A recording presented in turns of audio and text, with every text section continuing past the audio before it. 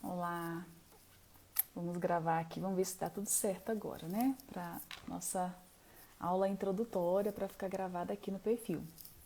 Então, esse nosso encontro, esse dia de hoje, é para a gente fazer o quê? É dar uma visão geral sobre a questão dos santos, da comunhão dos santos, da essência da pessoa humana, para que a gente possa entender e mergulhar, eu estou um pouquinho rouca, na vida das santas mães, das santas famílias. E então essa é uma introdução bem, acho que é bom para todos. Sei que algumas aqui já vai conhecer tudo isso que eu estou falando, mas é bom a gente dar uma visão geral sobre esses temas da pessoa humana, do que é educação, o que afeta a educação e isso e a importância da nossa formação e é importante termos os santos como guias, como exemplos, estudar sobre a vida deles, tá bom? Então essa é mais ou menos a ideia aqui desse primeiro encontro, por isso que eu não vou começar de imediato eu não comecei de imediato com uma biografia já de uma santa mãe. O que acontece? Lá em Fátima, algum tempo atrás, Lúcia ainda viva, deixa eu ver o nome aqui do padre, é um cardeal Carlo Cafarra. Ele enviou uma carta para a irmã Lúcia, que ele estava iniciando um apostolado com as famílias, e aí ele mandou uma carta para ela falando, né, da iniciativa e tal, e queria uma bênção dela, enfim, alguma opinião da irmã Lúcia, algum apoio, nesse sentido. Irmã Lúcia responde com uma carta não muito pequena, e nesta carta ela fala para ele, parabenizando, advertiu dos ataques que vão confrontar essas instituições naturais, que é especialmente a família e o matrimônio, essas duas instituições, o matrimônio e a família, e essa batalha final, a última batalha do demônio, seria contra a família e o matrimônio. Então, e nós vemos aí ao longo dessas últimas décadas, últimos séculos, esse último século, especialmente século XX e o nosso atual, essa grande investida, né? A gente vê aí as grandes ideologias, as famílias se desestruturando, a questão do feminismo, atacando aí as mulheres. Então isso é uma grande importância, nós mulheres, nos atentarmos para esses ataques, para esse combate, que ele não é só um combate aqui no plano material, que a gente vai estar estudando, cuidando dos nossos filhos, provendo, tentando protegê-los e formá-los para que eles saibam lidar com essas situações e com esse nosso cenário, mas é um combate, antes de mais nada, é um combate espiritual. Por quê? Porque desde Gênesis já estava escrito lá na Bíblia que porém inimizade entre ti, né, Satanás, e a mulher, entre a tua descendência e a descendência da mulher, que somos nós.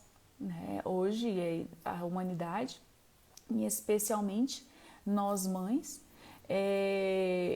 são Monsenhor Eymar, que foi um papa, desculpa, foi um padre, um monsenhor aqui, inclusive brasileiro, eu descobri ele recentemente, eu postei um dia desses nos stories.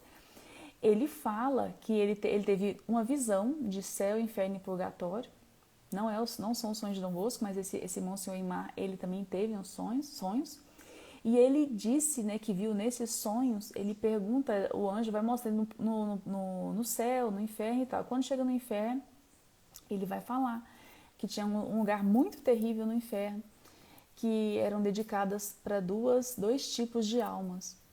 E aí ele fala que são as almas prediletas. Essas almas prediletas, elas são prediletas não só de Deus, mas também o demônio quer fazer perder todas elas, que são as mães, que são as almas das mães e dos sacerdotes.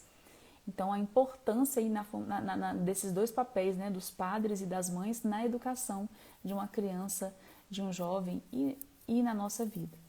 Então, desde que eu comecei a estudar sobre esses assuntos, especialmente porque eu me deparei e me confrontei com o papel da mãe, qual seria o verdadeiro papel da mãe na educação dos filhos. Eu sempre fui católica, desde antes de conhecer o meu esposo, nos conhecemos no movimento de igreja, conscientes da nossa missão, do matrimônio, da indissolubilidade, enfim, e amor à igreja. Entretanto, nós nunca recebemos formação sobre a questão da educação dos filhos. Tivemos que ir às apalpadelas e graças a Deus encontramos pessoas muito caridosas, especialmente aqui no Instagram, e que nos mostraram algumas setas, e mostrando que a gente tinha que mergulhar, retomar na vida dos santos educadores. E eu falei, se a gente tem que voltar, a gente tem que beber na fonte dos santos educadores, a gente tem santas mães, então a gente tem que mergulhar também na vida das santas mães. Então eu fiz essa trajetória, estou resumindo aqui um pouco, porque eu já fiz até uma live falando sobre essa questão da verdadeira educação, sobre a minha história e tudo, mas depois podemos conversar mais sobre isso. Mas enfim, nesse sentido eu mergulhei na vida das santas mães e vi que a gente precisa reconquistar essa feminilidade, descobrir a importância de nosso papel, que hoje as mães, né, com essa questão do feminismo, preferem servir aos patrões do que servir em casa aos seus filhos e ao seu esposo. Então, é uma luta.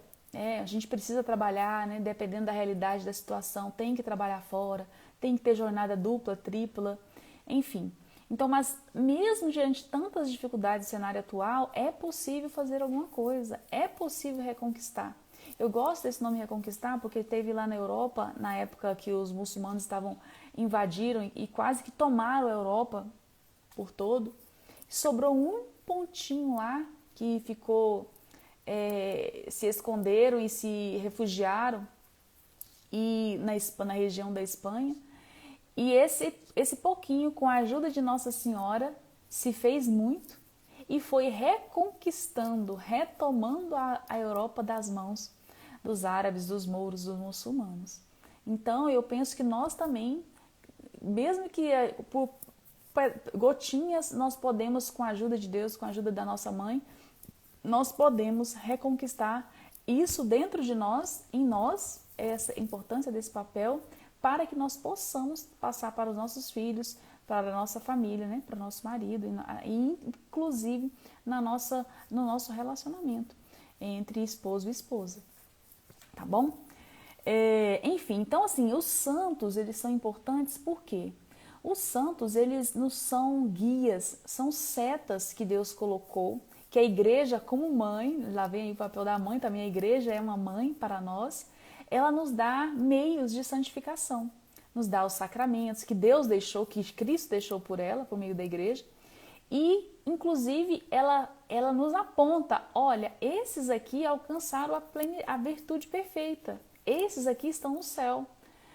A vida deles, de cada um deles, é exemplo para nós. Então, estes santos canonizados, de um processo rígido que tem, inclusive com médicos para testar milagres, esses médicos tem médicos ateus no meio dessas análises, para aquela questão de advogado do diabo, para poder também contestar e ir lá atrás e tentar investigar a vida daquela pessoa de cabeça para baixo.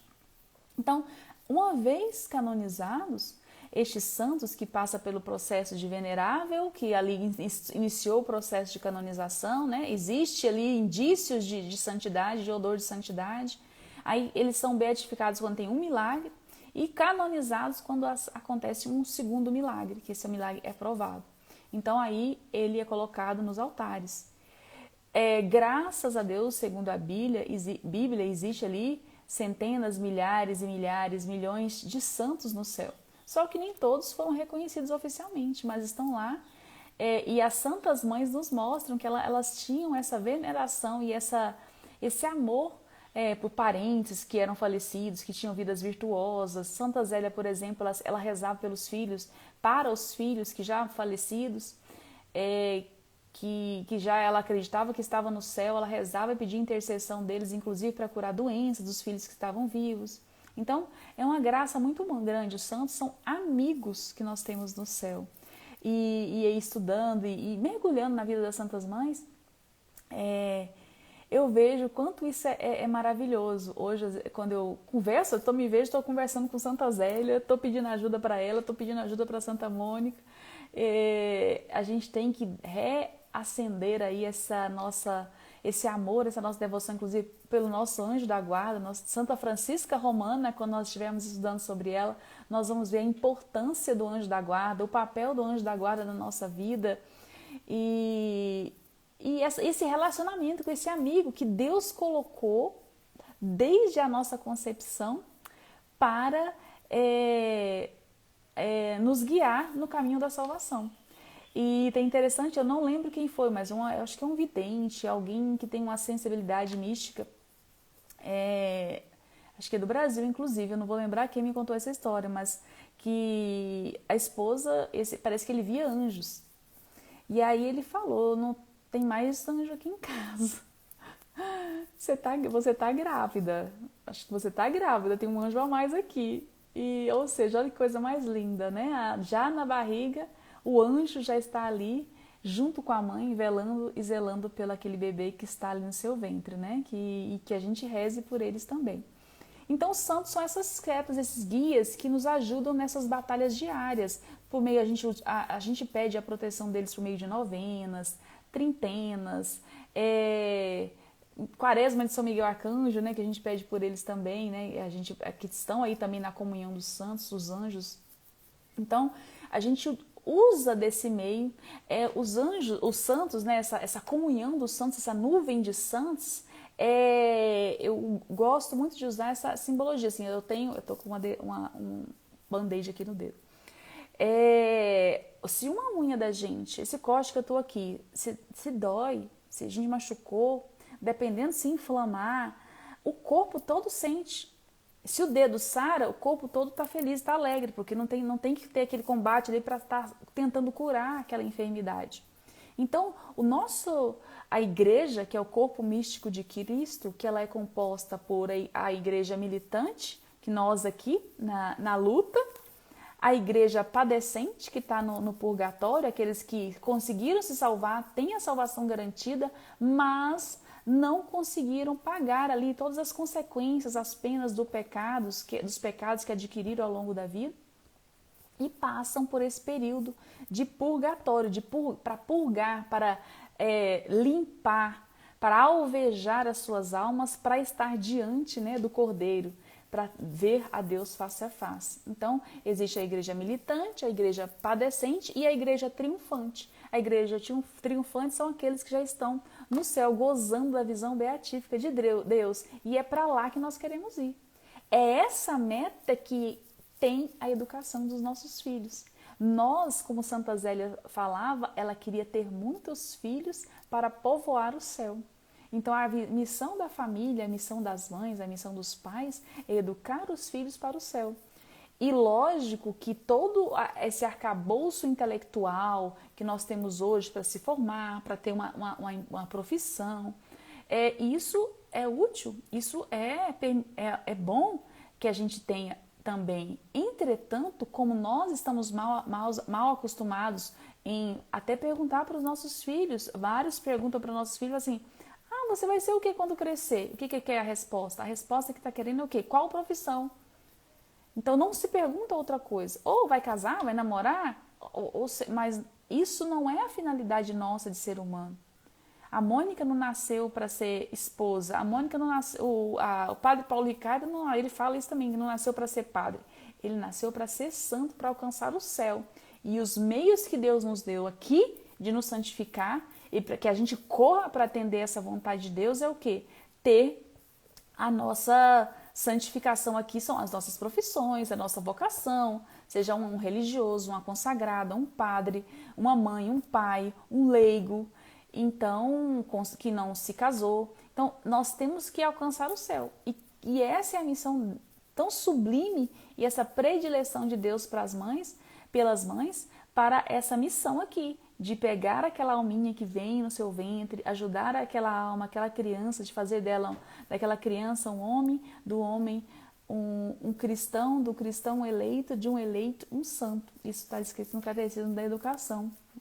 Então, a comunhão dos santos é isso, essa união de almas que estão aí em diferentes locais, né, ali, passando conforme a graça de Deus, né, a permissão de Deus, e que um dia todos nós que estamos nessa comunhão dos santos estaremos junto com Deus face a face. Quem está condenado, quem está no inferno, não faz parte da comunhão dos santos, tá? Ele está fora dessa comunhão, tá?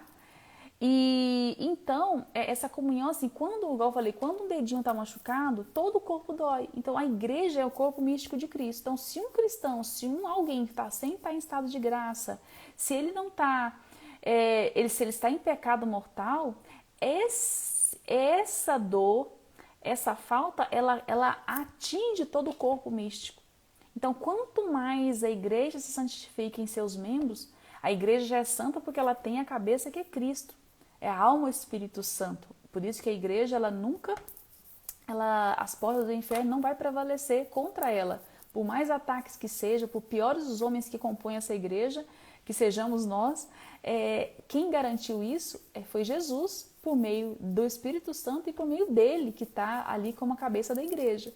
Entretanto, estes filhos pecadores que somos nós estamos ali compondo essa igreja.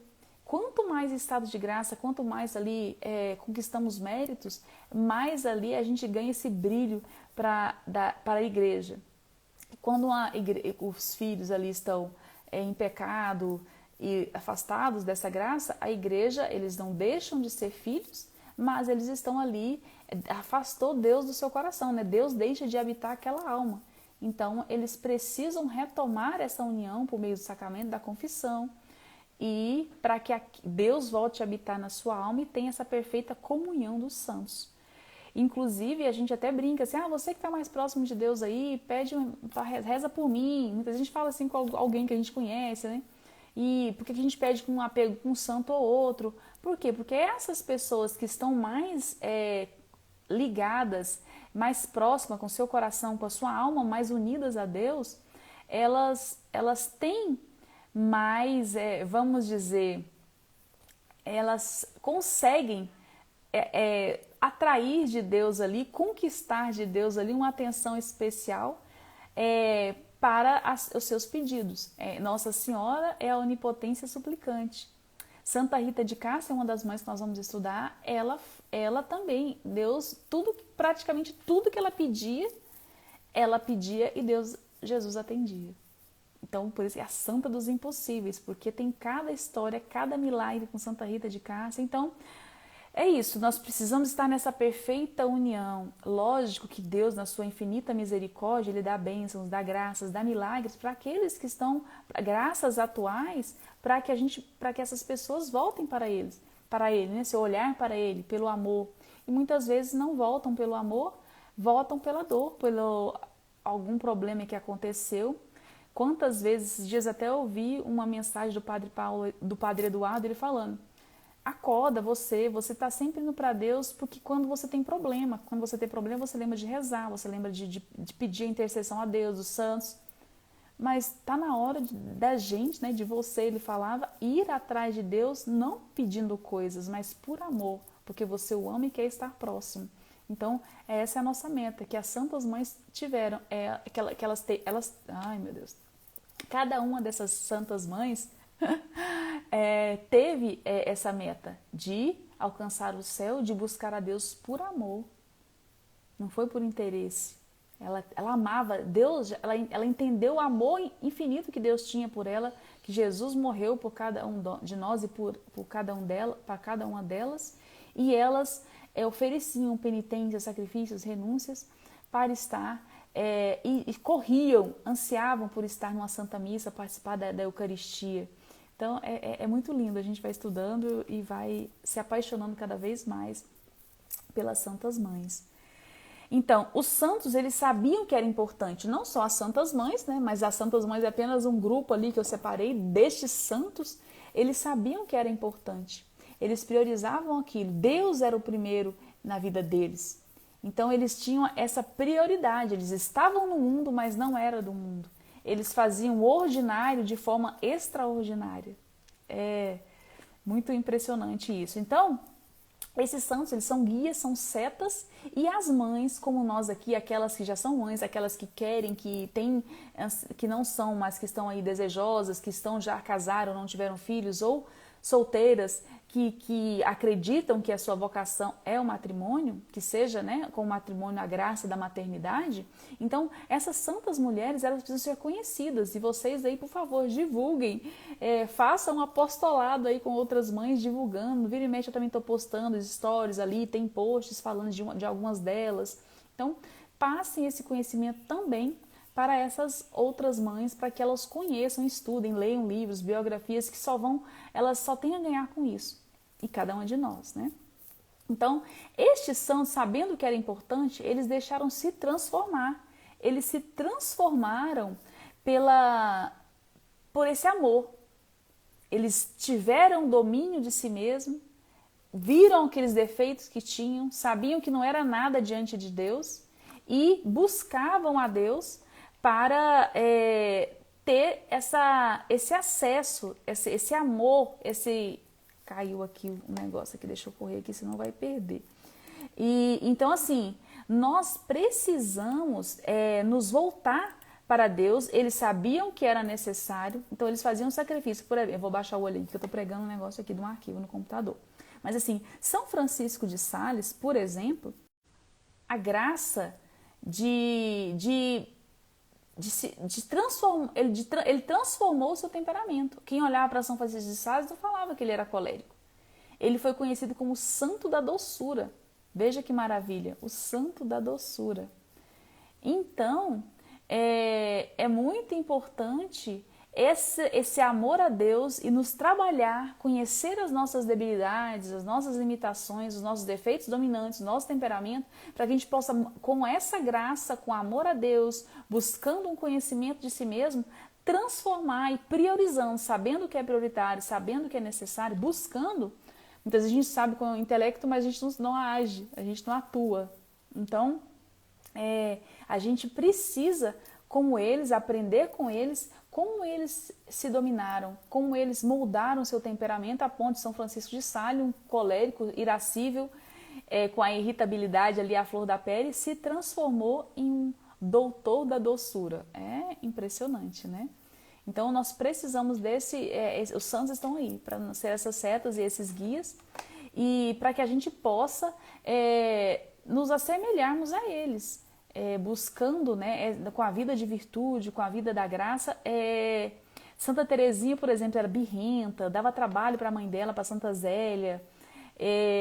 Com 13 anos ali, ela teve uma graça muito grande, ela se abriu a esse amor a Deus, e a partir dali ela se transformou totalmente.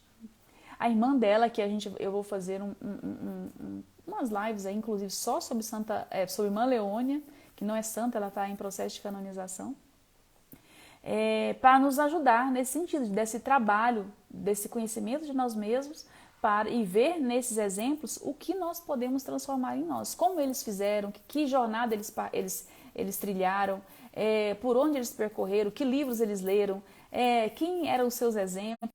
Que fechar esse vídeo aqui e vou começar outro, tá bom?